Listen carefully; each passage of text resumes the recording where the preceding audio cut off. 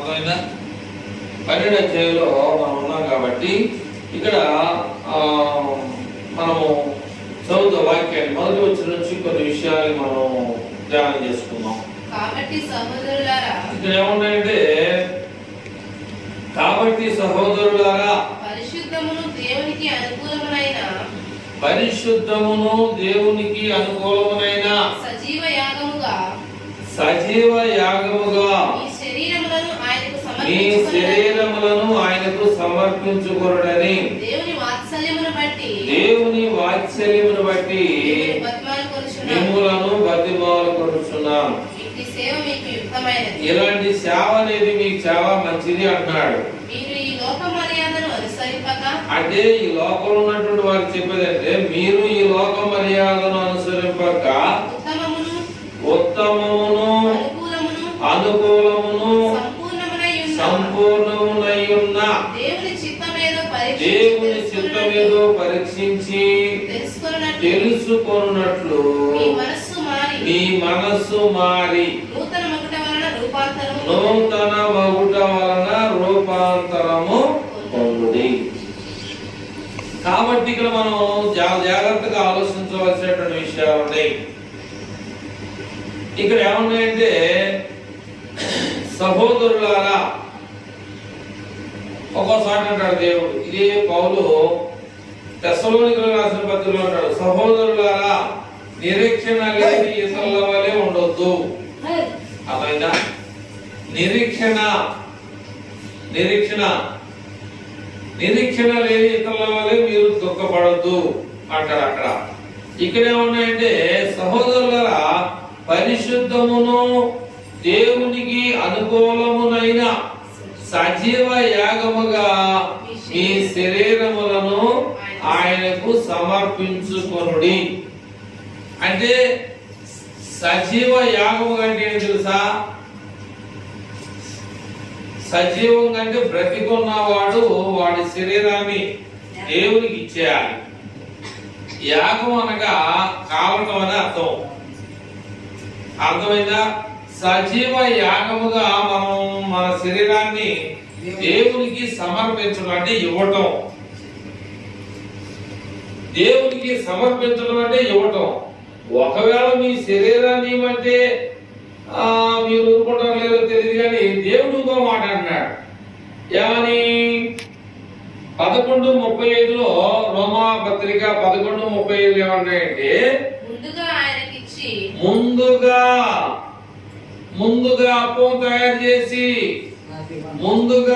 తయారు చేసి నాకి మీ ఇష్టం. అది మీరు చేయండి, చేయకపోయినా పర్వాలా, చేయమని మాత్రం మిమ్మల్ని గట్టిగా ఒత్తుడేమి చేయదు.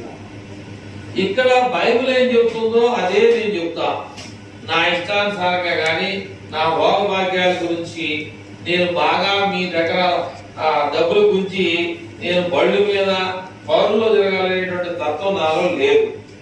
ఇక్కడ ఏమన్నాయంటే, అపోస్తలుడు పౌలు రోమాలో సంఘానికి ఏం రాస్తారంటే, ముందుగా ఆయనకిచ్చి ప్రతిఫలము పొందగలవాడెవడు?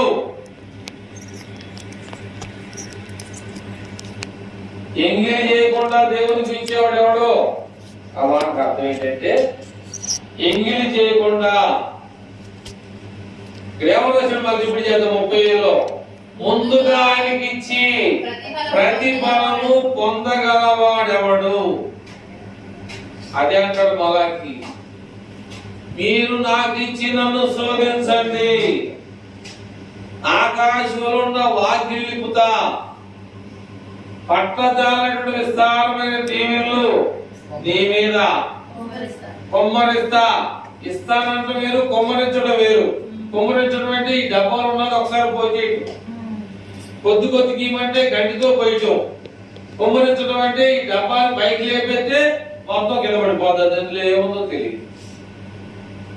కొంచెం కావాలా, కొమ్మరింపు కావాలా అనే దానికి వస్తే ఇక్కడ ఏముందంటే 3వ వచనంలో రోమా పత్రికలో ఉన్నారు. అక్కడికల్లా 12:3లో తన్ను తాను ఎంచుకొనదాగిన దానికంటే ఎంచుకొనక ఎక్కువగా ఎంచుకొనక దేవుడు ఒక్కొక్కరికి విభజించి ఇచ్చిన దేవుడు ఒక్కొక్కరికి విభజించి ఇచ్చినటువంటి విశ్వాస పరిమాణ ప్రకారము తాను స్వస్థ బుద్ధి గలవాడుటకై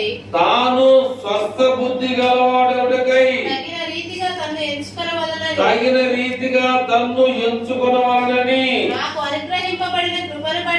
నాకు దేవుడిచ్చినటువంటి కృపను బట్టి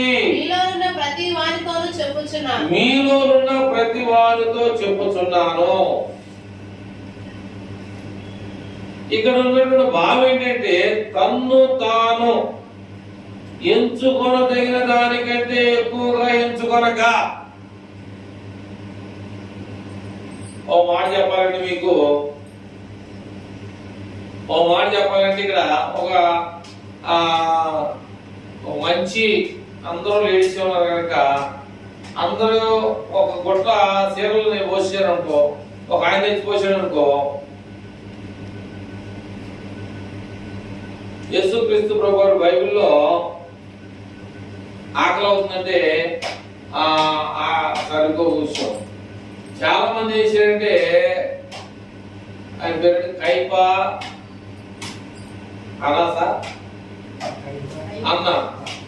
అనేటువంటి వారు ఈ లోక సంబంధమైనటువంటి రాజ్యంలో వారు ఒక స్థానంలో ఉన్నారు, గొప్ప స్థానంలో. ఏ రోజు రాజు కాలంలో వారు ఏం చేస్తారంటే పేదవాళ్ళకి రొట్టెలు ఇస్తేస్తున్నారు. నిజంగా అక్కడ అబద్ధాలు కాదు. పేదవాళ్ళకి రొట్టెలు ఇస్తేస్తా ఉంటే ఇక్కడ లేడిగా చనిపోయిన చూద్దామంటే ఒక 5-6 సంవత్సరాలు ఉన్న పిల్లడు చేసాడంటే ఆడికి ఆకలి ఆడొచ్చాడు. వీళ్ళందరిగా చేయించాడంటే ఆయన తొక్కేశాడు. ఎవరిని? పిల్లలు తొక్కితే ఏమాడు? చనిపోయాడు. సరే, ఆ గొడవ ఆ బైబిల్లోది. ఇక్కడ ఒకవేళ మనం చీరలో ఒక ఆయన తీసుకొచ్చి ఇక్కడ పోసాడు అనుకో, ఈ ఇష్టం ఎవరు కోరుకుంటారు తీసుకోమని ఏం చేస్తారు? నీ యొక్క బలాన్ని అక్కడ నమ్మకమైన మంచి దాసుడు అనిపించుకుంటావు, నమ్మకమైన చెడ్డ దాసుడు అనిపించుకుంటే అక్కడ తెలుస్తాం. మంచోడు బుద్ధి ఎక్కడ తెలిసింది? మాసం కూడా దగ్గర తెలుస్తాం. అట్లాగే ఇక్కడ ఏమన్నాయంటే తన్ను తాను ఎంచుకొనదగిన దానికంటే నేను నీకు 50 కిలోలు ఇస్తానని చెప్పా, కానీ నువ్వు 100 కిలోలు తీసుకున్నావు. అంటే ఏం చేసావు? 100 కిలోల్ని నేనేం చెప్పానంటే ఆ 100 కిలోలు బస్తా నువ్వే ఎత్తుకుని వెళ్ళాలి, ఎత్తి మీద వేసుకొని. ఎత్తుకుంటావా? ఎత్తుకోలేవు. కానీ నువ్వేం చేసావు? 100 కిలోలు పోగు చేసావు. ఇక్కడ అదే అంటాడు, తన్ను తాను ఎంచుకొనదగిన దానికంటే ఎక్కువగా ఎంచుకొనక. దేవుడు ఎవరికి ఏమి ఇయ్యాలో అక్కడ చెప్పాడు. ఒక్కొక్కడికి నాకు దేవుడు ఏమీ లేదండి, కిష్టమాస పంటకు వచ్చిందండి, అంత కిష్ట పరిస్థితిగా ఉందండి, డబ్బులు ఏమి లేవు. అంటే ఏంటంటే నీకు దేవుడి మీద విశ్వాసం లేదు. ఏమి తిందువా, ఏమి తాగుదామా, ఏమి ధరించుకుందామా అనేటువంటి ఆ గురిలో ఉన్నావు గాని నిరీక్షణ లేదు. దేవుడు నాకు ఇస్తాడు, దేవుడు నాకు పోషిస్తాడు. 3 సంవత్సరాల 6 మాసాలు దేవుడు ఏలియాని కాపుల చేత ఆహారం పంపించాడు. అంటే నీకు పంపించడు, నీకు పంపించడు అంటే అర్థం ఏంటి? నువ్వు ఏమి ఎంచుకున్నావు? నీ యొక్క సొంత స్వస్థ బుద్ధి గలవాడుకై తగిన రీతిగా తను తాను నీ ఇష్టానుసారంగా ఎంచుకుంటున్నావు. కానీ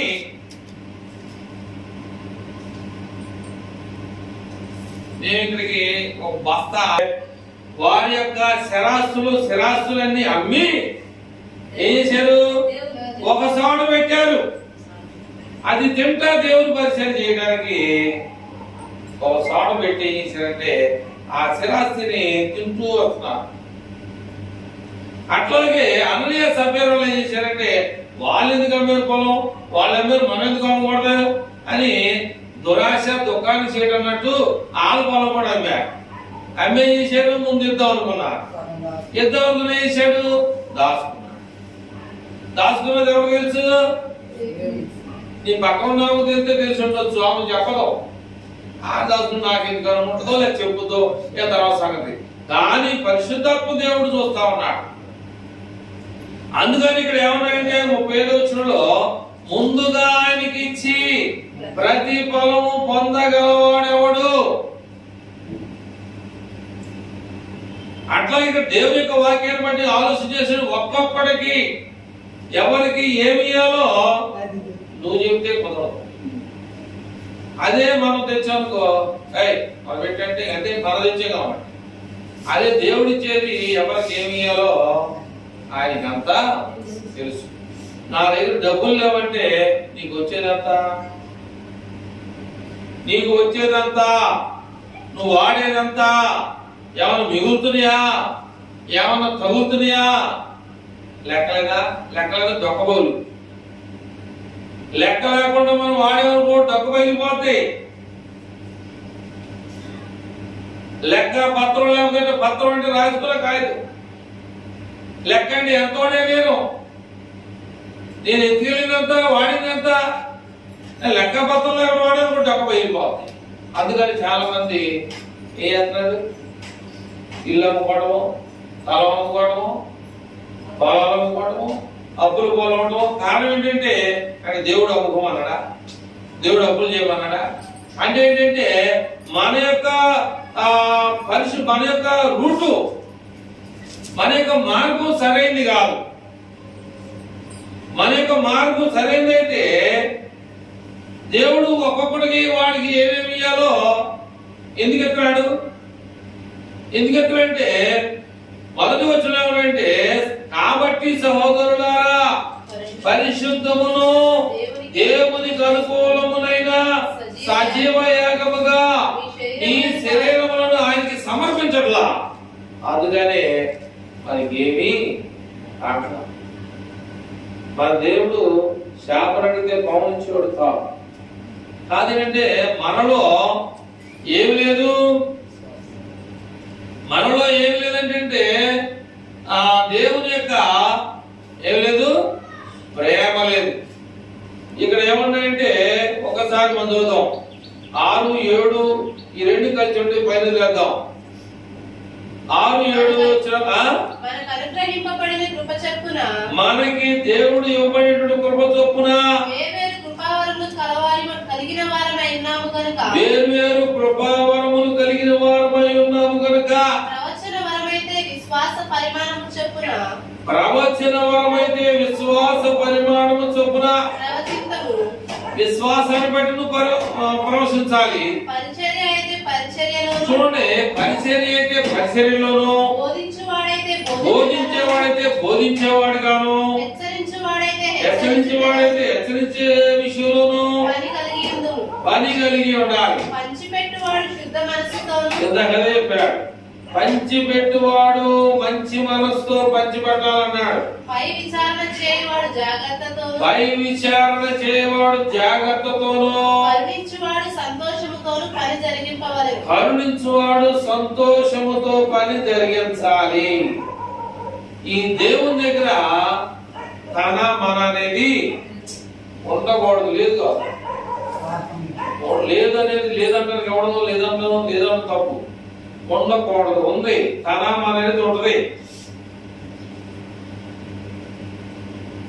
నేనేం చేశాను, ఇప్పుడు నేనున్నాను అనుకో, మా అన్నయ్య మా తమ్ముడు అనుకో 1 గంట కోరైతే 2 గంటలు వేస్తా.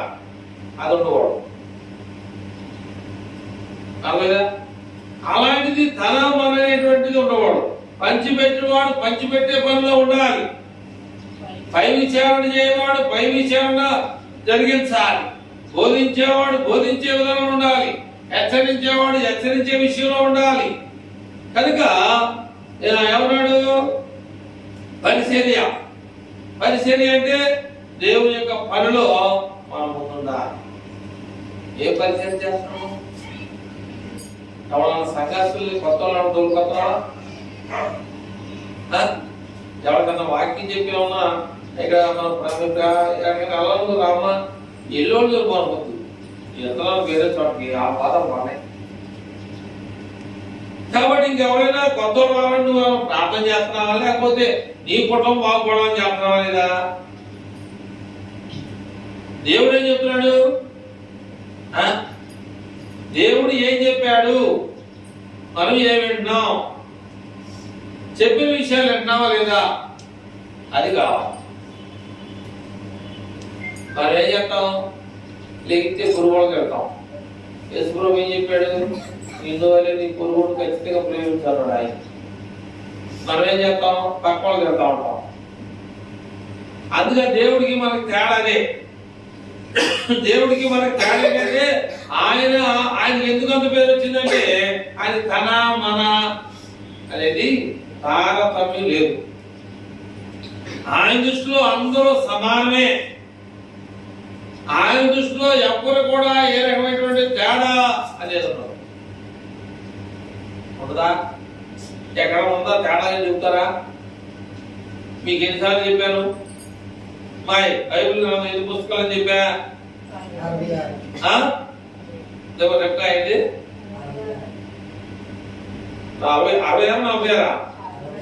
60. ఓకే. అట్లాగే దీనిలో 2 భాగాలు నేను పొందుదామని చెప్పా. 39, 27 కలిపితే 66 వస్తుంది. అట్లాగా యేసు ప్రభువారు ఒకసారి బాగు చేస్తున్నాడు. ఆయన తల్లి తండ్రిగా కడమ ఆయనతో పుట్టిన వాళ్ళందరూ వేరుగా కూర్చున్నారు. ఈ బాధ వినేవాళ్ళు అప్పుడు చూసామనంటే మీ తండ్రి మీ తల్లి పక్కన ఉండాలి కోసం వచ్చారంటే ఏమంటాడు అక్కడ?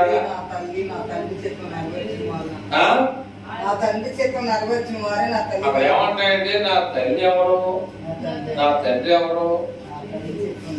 పరలోకమైనటువంటి తండ్రి యొక్క చిత్తాన్ని జరిగించేవాడే నా తల్లి, నా తండ్రి, నా సహోదరుడు అన్నాడు. అంటే ఆ మాటలో యేసుప్రభు తప్పంటవా? ఎందుకని అన్నాడు? ఎందుకన్నా నాకు కావాలి. అది ఎందుకన్నాడంటే అందరితో పాటు నుంచోలా, అందరితో పాటు వచ్చి నుంచోలా. అంటే స్పెషలా? వాళ్ళకి స్పెషల్ పెట్టాలా? అంత సమానమే దేవుని దృష్టిలో. తండ్రి నేనను తల్లి నేనను నాకన్నా ఎక్కువగా ప్రేమించేవాడు నాకు అవసరం లేదా? మనకి ఇక్కడ ఏమన్నాయంటే చదివమ్మా 6, 7 అయిపోయిందా? ముందు ఎక్కడ వెళ్ళా 9లోకి వస్తున్నావా? కాబట్టి ఏమన్నాయంటే మీ ప్రేమ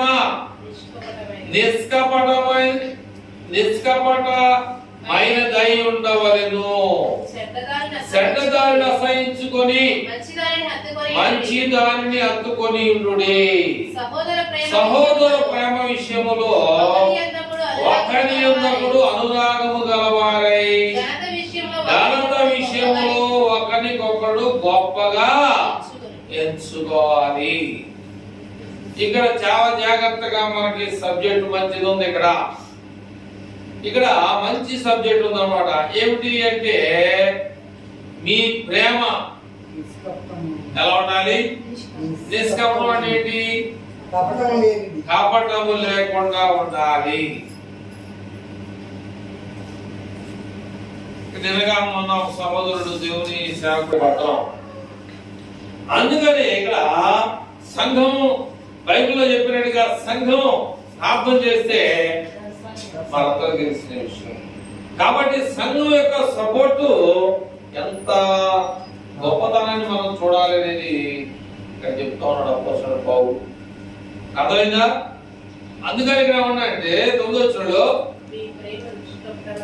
అక్కడ ఏం జరిగిందంటే అందరూ కూడా కప్పలు అక్కడ పనిచేశారు. కాబట్టి ఏమైంది? అక్కడ అద్భుతాన్ని దేవుడు చూపించాడు.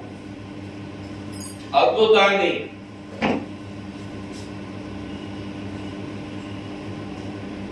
నసరేయునికి ఇల్లు ఉంది, ఏముంది?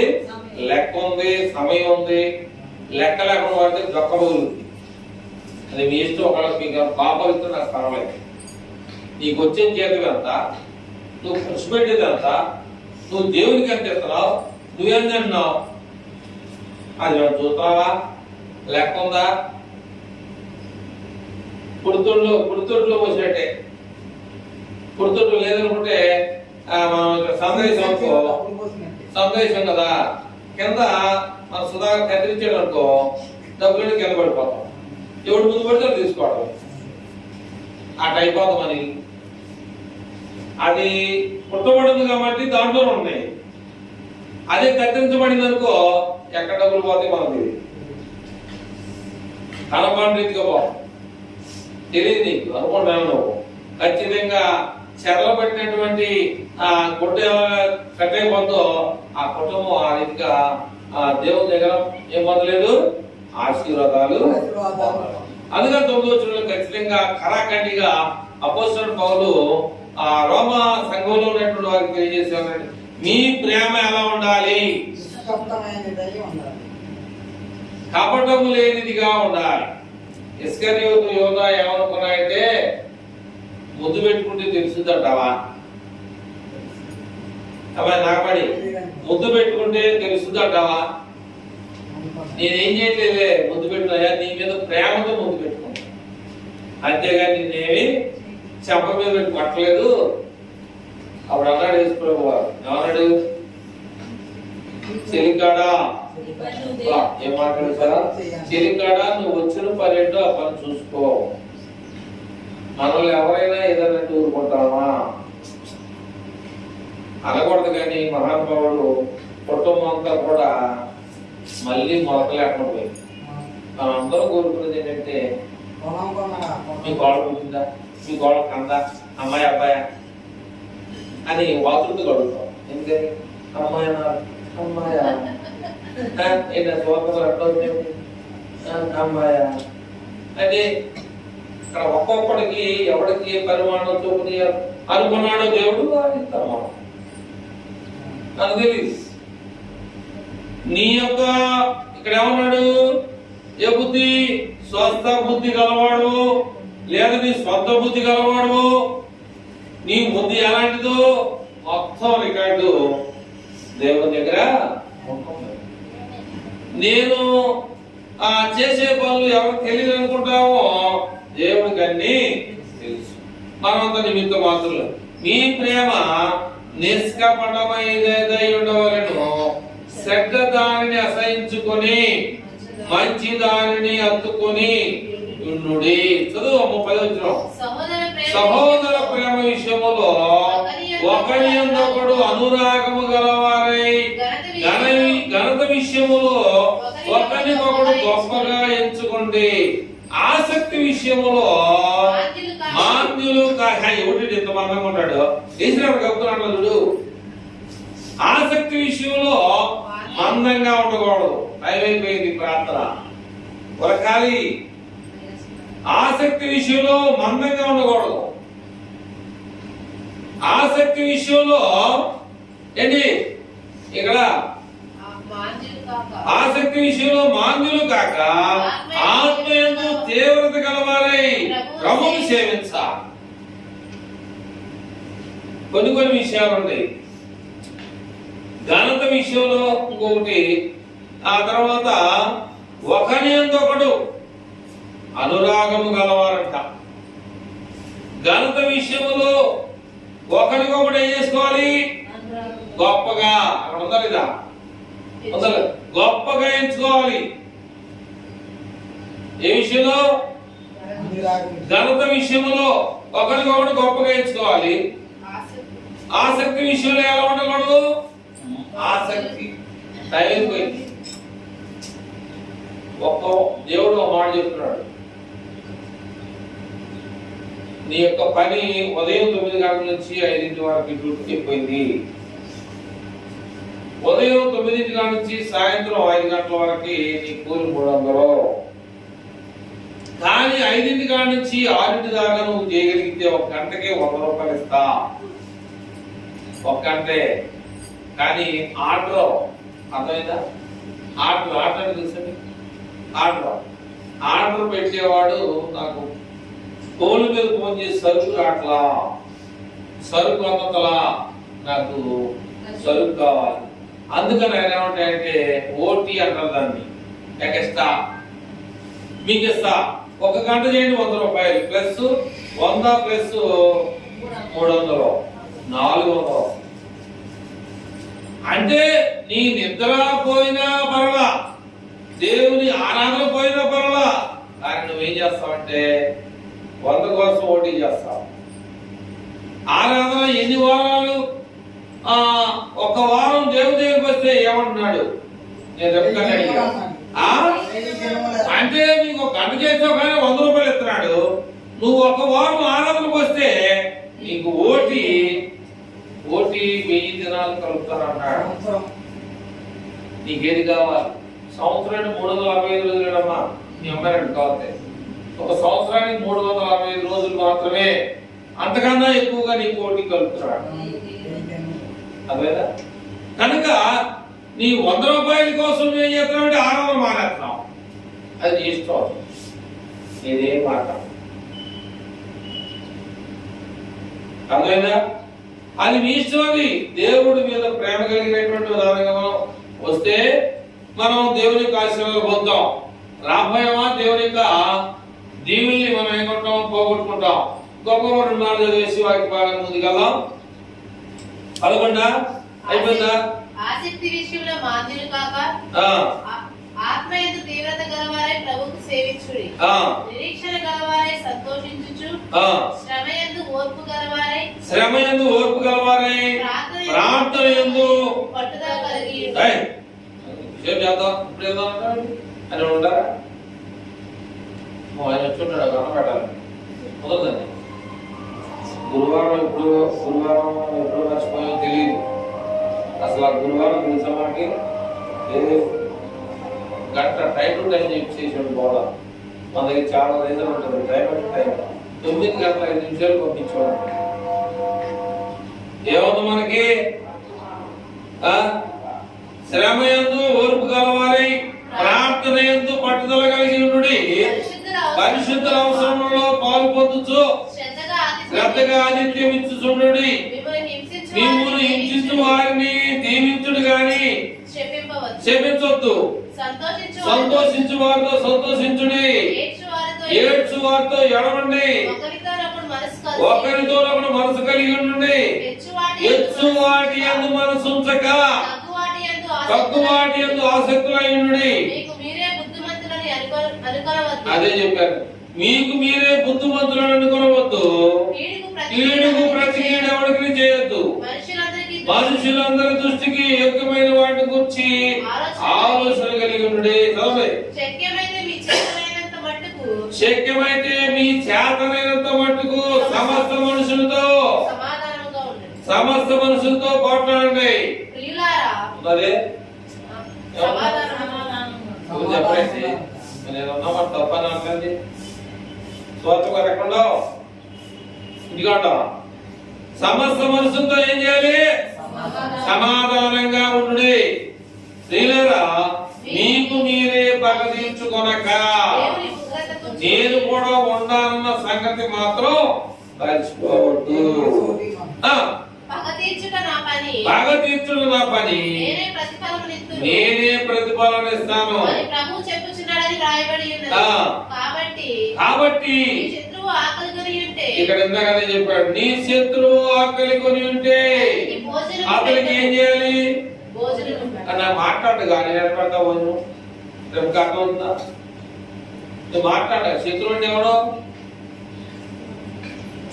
శత్రువు అంటే ఎవడో? అదేనండి, శత్రువు అంటే ఎవడు? మాట్లాడుండేగా. మరి ఆయన భోజనం పెట్టమాట. శత్రువులు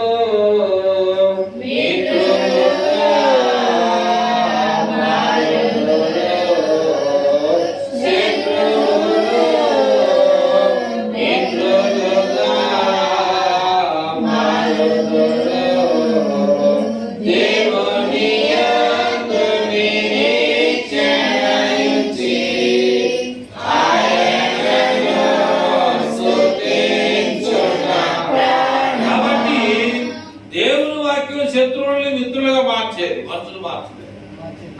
ముందుకెళ్దాం. నీ శత్రువు ఆకలి కొంటే భోజనం పెట్టు, దప్పి కొనింటే దాహమిమ్ము. అలాను చేయటం వలన అతని తల మీద నిప్పులు గొప్పగా పోయిదువు. కీడు వలన జయింపబడక మేలు చేత కీడుని మీకు మీరే బుద్ధిమంతులుగా ఉండరు. రేమింటుడు అన్నారు. అలాగే ఇక్కడ ఏమన్నాయంటే నీకు పగవాడు ఉన్నట్లయితే ఏం చేయాలంటున్నాడు దేవుడు? ఏం చేయాలంటున్నాడు? నీ పేరేంటి? సుష్మా. నీ దగ్గర కానీ అంత దగ్గర ఉన్నా బైబుల్ చూడాలి, నన్ను చూడవద్దు, బైబుల్లో ఉన్న విషయాలు చూడాలి. ఏం జరుగుద్ది? నువ్వు అతన్ని ఇంకా ఆ తర్వాత ఈ శత్రువు గురించి మాట్లాడిన తర్వాత ఆ శత్రువు యొక్క పగ నువ్వు తీర్చుకోలేకపోతున్నావు అంటే ఏం చేస్తే ఆ పగ తీరుద్ది? చదివావు అమ్మాయి, ఏంటి పోయాలి? ఏం పోయాలి? ఈ డబ్బాలో నువ్వులుంటే అతని మీద దేవుడు పోతాడు. ముందు అక్కడ బైబిల్లో అర్థమైందా? కనుక మనం ఏం చేయాలంటే నీ శత్రువును ప్రేమించాలి. నీ శత్రువు ఆకలి ఉంటే అన్నం పెట్టు, నీ శత్రువు మంచిని అడిగి తిను, నీ శత్రువు అడిగితే ఎందుకంటే పిలిచింది కాబట్టి మనం ఏం చేయాలి? పలక. అర్థమైందా? మనం పిలిచారు కాబట్టి మనం పలకపోతే మనకే అర్థమైందా? కనుక ప్రిమెంట్ ఉన్నారు కదా. ఇంతవరకు అపోస్తున్న పౌలు టైం చాలా అవుతుంది, 1 గంట అయింది. కనుక అపోస్తున్న పౌలు రోమా పట్టణంలో సంఘానికి చక్కని విషయాలు తెలియజేశారు. అలాగే నైనవరం గ్రామంలో ఉన్నటువంటి ప్రజలకి సువార్తని ప్రకటించడానికి దేవుడు ఆయన సంఘాన్ని ఇక్కడ ఏర్పాటు చేశారు. కాబట్టి ఆయన సంఘంలో నేను కూలివాడిగా పనిచేస్తాను. అదేనా? ఆయన సంఘంలో నేను ఒక కూలివాడిగా పనిచేస్తాను. నా కూలి చేయని కాదు, కానీ నా పని అప్పగించినటువంటి పనిని నేనేం చేయాలి? శక్తి వచ్చిన లేకుండా శ్రమైనా, కష్టమైనా, బాధైనా, ఇరుకైనా, ఇబ్బంది అయినా, శ్రమ లేకపోయినా, తిండి తిప్పలు లేకపోయినా, గుడ్డలు లేకపోయినా, ఇల్లు లేకపోయినా, ఆకలైనా, అనేకమైనటువంటి దట్టుగైనా సరే మనం పట్టుకున్న పని దేవుని పని గట్టిది కనుక, అర్థమైందా? దేవుని పని గట్టిది కనుక ఒక మాట మనం చెప్పాలంటే తల్లిదండ్రుల దగ్గర నుంచి యాకోబు కట్టుబట్టలతో వెళ్ళాడు. 2 భార్యలు చేసుకున్నాడు. 2 భార్యలకి 12 మంది కుమారులు పుట్టారు. కూతుళ్ళు ఏమో కానీ 12 మంది కుమారులు, 12 మంది కోడళ్ళు, 12 మంది మనవళ్ళు, అలా లెక్కేసుకుంటూ పోతే 70 మంది సంతానంగా. తర్వాత ఆవులే కానీ, గేదెలే కానీ, గొర్రె, మేక, మందరం ఆయన దేవుని చేత ఆశీర్వదించబడ్డాడు కనుక ఆయన ఏదంటే జరుగుతుంది. నీకు మచ్చలు పుట్టే కావాలా, మచ్చలేని కావాలా? నా మచ్చలు పుట్టే కావాలన్నాడు. మేనమామ దగ్గర పనిచేసి పుట్టిని అన్ని కూడా ఆయన పేరటే పుడతాం. కారణం ఏంటంటే దేవుని ఆశీర్వాదం ఆయన దగ్గర ఉంది. ఆయన చేసిన ప్రార్థన కుమారుల మీదకి వచ్చింది. చిన్న కుమారుడైనటువంటి ఆయన పేరేంటి? యోసేపు అనేటువంటి ఆయన కానాను దేశంలో రాజు అయ్యాడు. నీ ప్రార్థన నీ బిడ్డలకు కావాలి. నీ ప్రార్థన నీ బిడ్డలకి ఉద్యోగాలు తెచ్చేటట్టుగా ఉండాలి. నీ ప్రార్థన నీ భర్త మారేటట్టుగా ఉండాలి. నీ ప్రార్థన నీ కుటుంబంలో లేమికి తావు లేకుండా ఉండాలి. నీ ప్రార్థన నీ బిడ్డలు మంచి స్థితిలో ఉండడానికి నువ్వేం చేయాలంటే దేవుడు నిన్ను అడుగు అన్నాడు. అడుగు నీకు నేను ఇస్తా అంటే మేము అడగడానికి నాకు తెలియదు. ఒక్కొక్కరికి ఒక్కొక్క పరిమాణం చొప్పున నేను ఇస్తాను. అంతేనా? అదే ఎవరికి ఏమి ఇవ్వాలో కూడా, ఎవరి కుటుంబంలో ఏది ఇవ్వాలో పొందిన వాడిని చూసి పొందనోడు బాధపడకూడదు, కలిగిన వాడిని చూసి కలగనోడు బాధపడకూడదు. అదైనా నాకు ఇది చాలున్నాయా, చాలున్నాయా, నీ కొరకు నాకు చాలు. ఈయనే మాట్లాడిన అపోజిషన్ పౌలు అంటాడు, వాక్యాన్ని చెప్పడానికి నేను మంచి శాస్త్రం ఇచ్చావు కానీ నాకు నా ఒంటిలో ముళ్ళు ఉందన్నాడు. అది ఆయన తీసే నా కృప నీకు ఉంది చాలన్నా ఉంచేదాన్ని ఉంచాను. ఎందుకని ఉంచమన్నాడు? మామూలు కదా, ముళ్ళుంటే ఉంచుకుంటా ఉండదా? అది మంచి పాయింటే. కానీ ఏంటంటే దేవుడు ప్రజలు చంపేశాడు చాలా మంది. కాబట్టి నీకు అది ఉండాల్సింది. నా ప్రజల్ని చాలా మంది చెప్పేసి కనుక నీకు అది ఉండాలని చెప్పలేదు, కానీ అది అలా ఉన్నాయి ఏమవుతుంది అన్నాడు. అలా ఉన్నాయి ఏమవుతాడు. అలాగే మన యొక్క భక్తి, మనకున్నటువంటి భయము, మనకున్నటువంటి మంచి మనసు, వీటన్నిటిని దేవుడు చూస్తాడు. నీ హృదయాన్నే చూస్తాడు. ఒకడంటాడు ఒక ఆయన్ని, అది మామూలు మాట, అది మనిషిలో భయం ఉండాలన్నాడు ఒక ఆయన. సార్ నాకు భయం లేదని మీరు ఎందుకు అనుకుంటున్నారు, నాలో భయం లేదని మీరు ఎందుకు అనుకుంటారని చెప్పేసి ఒక ఆఫీసర్ అడుగుతూ ఉంటాడు కింద ఆయన.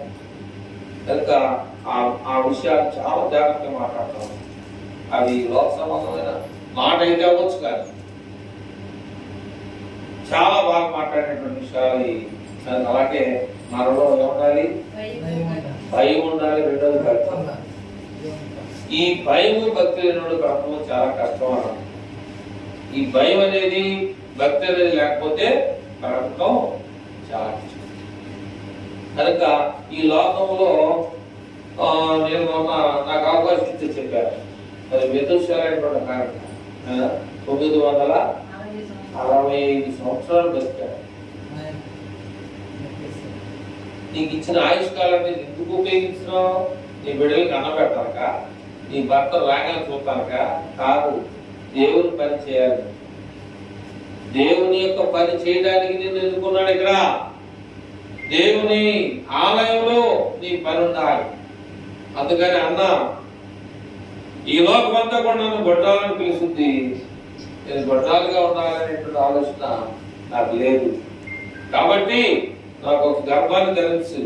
ఆ గర్భం ఏంటంటే కుమారుడు కాదు. ఇచ్చామనుకో నీకు ఇచ్చారు.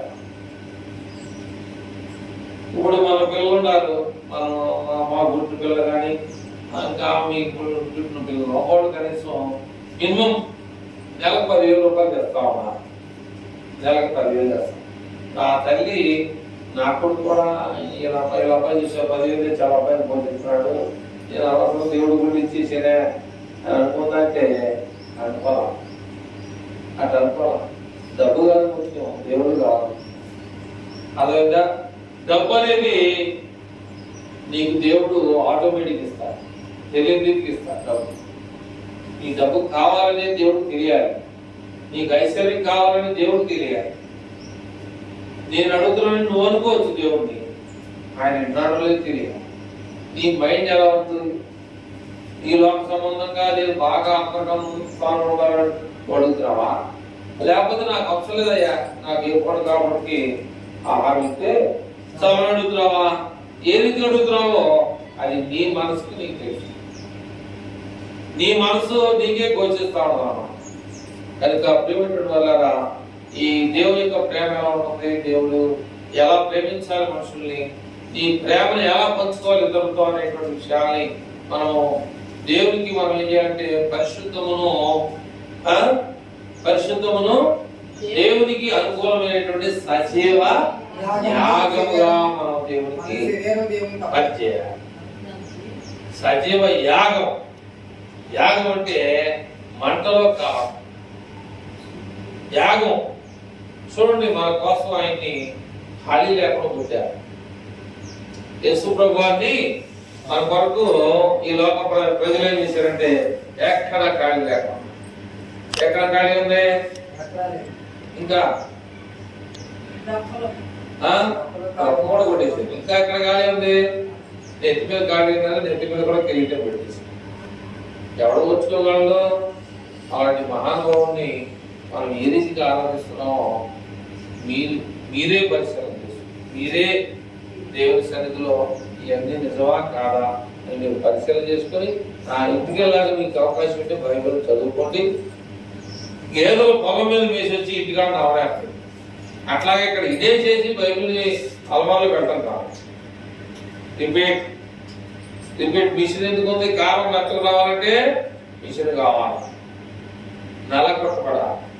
అలాగే మనం దేవుని వాక్యం చేత ఏం చేయాలి? దంచబడాలి. మన చిన్నప్పుడు దంచుతూ ఉంటాడు క్రిస్మస్ పండుగ అప్పుడు. ఏంటిది రోడ్లు ఉన్నాయి కానీ పాపం బట్టలో రోడ్లన్నీ బట్టలు పడేవి. ఓ చాలా ఆనందంగా ఉంటాం. ప్రతి బజార్లో చక్కగా ఆనందంగా సంతోషకరమైనటువంటి విషయాలు జరుగుతాం. మంచిదే కాదంట. అలాగా మనం అందరం కూడా ఉండాలని అలాగా దేవుడు కోరుకుంటున్నాడు, దేవుడు కూడా ఆశిస్తున్నాడు. అలాగా మనం అందరం ఉండాలని చెప్పేసి ఆయన కోరికను మనం అందిస్తామా, ఆయన కోరికను ధిక్కరిస్తామా, మీరే పరిశీలన చేసుకుని ఆ ప్రకారం మనం వాక్యాన్ని ముందుకు వెళ్ళాలని ప్రభుత్వం మీకు తెలియజేస్తూ నేను కళ్ళు మూసుకుంటాను.